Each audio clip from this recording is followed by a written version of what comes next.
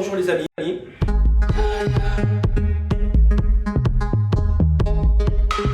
Je suis Jean-Paul Roland, je suis directeur général de l'association Territoire de musique qui s'occupe principalement des Eurocaines de Belfort, mais d'un autre festival aussi qui s'appelle Générique, qui est un festival hivernal.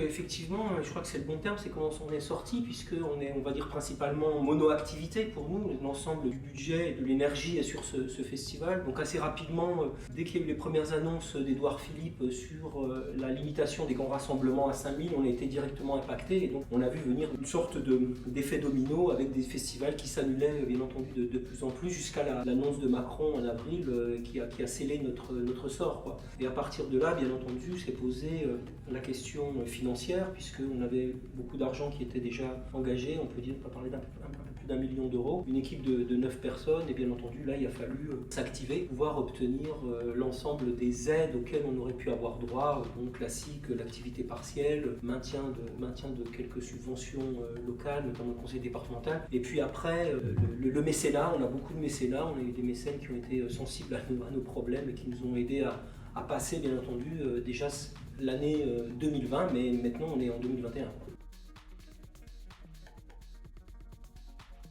Bien entendu, on soutient. Pourquoi on soutient les intermittents? Parce que d'une part, moi je sais faire un festival, mais je vous le dis, je ne sais pas mettre une prise, je ne sais pas monter une scène, je ne sais pas monter des barrières, je ne sais pas faire à manger, etc. etc. Et c'est tous ces gens-là, finalement, qu'on embauche. Il faut savoir que c'est à peu près 170 intermittents qui sont embauchés à l'année par Territoire de musique, 1500 heures au total.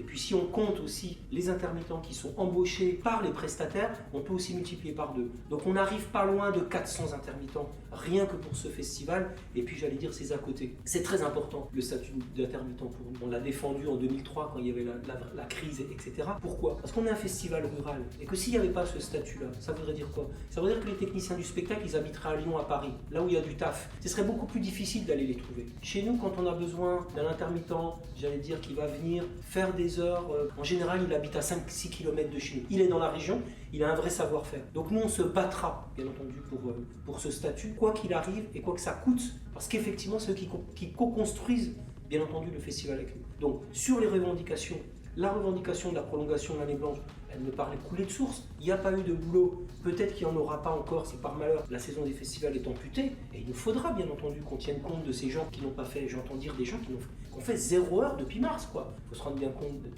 de ce que ça veut dire. Et tout ça, c'est quoi? C'est quand même du savoir-faire qu'il ne faudrait pas que l'on perde. Il y a les intermittents, il y a les contrats courts, il y a les stagiaires. Enfin, on voit bien l'impact, en tout cas, qu'un festival qui annule peut avoir, en tout cas sur l'ensemble de cette filière. Donc bien entendu, on revendique aux côtés des intermittents.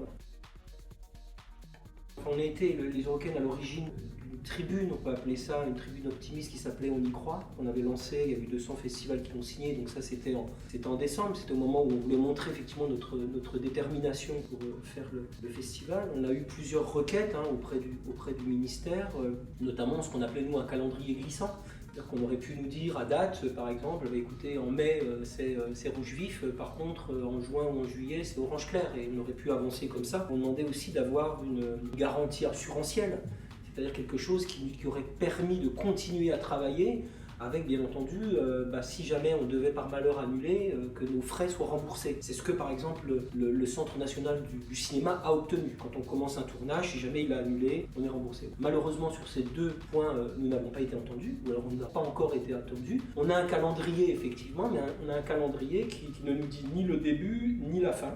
Et en plus avec un cadre que tout le monde a entendu, mais qui est plutôt un carcan, puisque on nous dit c'est 5000 assis, distanciés, sans bar ni restauration. Donc à ce moment-là, la question effectivement qui se pose de nombre de confrères, c'est de savoir jusqu'où on sacrifie l'esprit d'un festival, sachant que tout le monde a bien compris quand on est dans un festival, c'est qu'on n'est pas simplement un spectateur assis, quoi. Il y a de l'interaction sociale, etc., etc. Donc effectivement, en ce moment, il y a beaucoup de discussions avec le ministère, on se démène, on a un syndicat qui s'appelle le Prodis qui travaille aussi là-dessus, mais on devra bien entendu, comme nombreux festivals d'été, prendre notre décision, je vais dire en mars, parce qu'on a un temps de préparation qui est quand même très fort, quoi. Si on fait ce qu'on appelle une jauge dégradée à 5000, nous on a 35 000 personnes, on passera à 5000, sans bar ni restauration, etc. Quand on fait ça, quand on fait ce scénario-là, on perd à peu près entre, j'allais dire, 600 et 700 000 euros. Ce qu'on nous dit, c'est qu'on pourrait être aidé par le Centre national de la musique jusqu'à la moitié de nos pertes, mais avec un plafond à 200 000 euros. Donc ça, c'est la première problématique. La deuxième problématique, c'est la structure elle-même, c'est-à-dire nos frais de structure, les salaires des gens qui travaillent, l'assurance des loyers, l'électricité, tout ça. Ça, il y a encore 800 000 euros. Donc on voit bien qu'on est vraiment bloqué, en tout cas, sur une volonté ministérielle, effectivement, de ne pas abandonner, j'allais dire, la version dégradée, mais la version dégradée, elle coûte cher, parce que justement, elle est dégradée, parce que ça va nous coûter cher en sanitaire, parce que ça va nous coûter cher, allez, en gradin. Enfin, imaginez-vous, un gradin qui doit accueillir, 5000 personnes distanciées, ça veut dire pratiquement 8000 places. Mais imaginez un gradin de 8000 places, quoi. Enfin, pour ceux de la région, c'est ce qu'on a en face de soi quand on regarde le stade Bonal, les 2 étages, quoi. Donc c'est énorme. Et tout ça nous fait dire qu'on a effectivement, en tout cas, besoin de clarté. Ces occupations, elles sont effectivement symboliques, elles sont dans des lieux de culture. Nous, les producteurs, on ne représente pas énormément de gens, j'allais dire, les producteurs. Par contre, on est des employeurs de beaucoup de gens. Donc effectivement, moi je pense, et on vit dans un écosystème local où les intermittents, on les connaît, c'est des gens qui ont travaillé avec nous, qui ont eu des petits jobs au début d'été, et maintenant qui sont ce qu'on appelle des techniciens du spectacle, et bien entendu ils font partie de l'aventure. Donc pour nous on souhaite bien entendu beaucoup de courage et de détermination pour ces occupations et que bien entendu on soutient avec beaucoup de cœur et d'attention.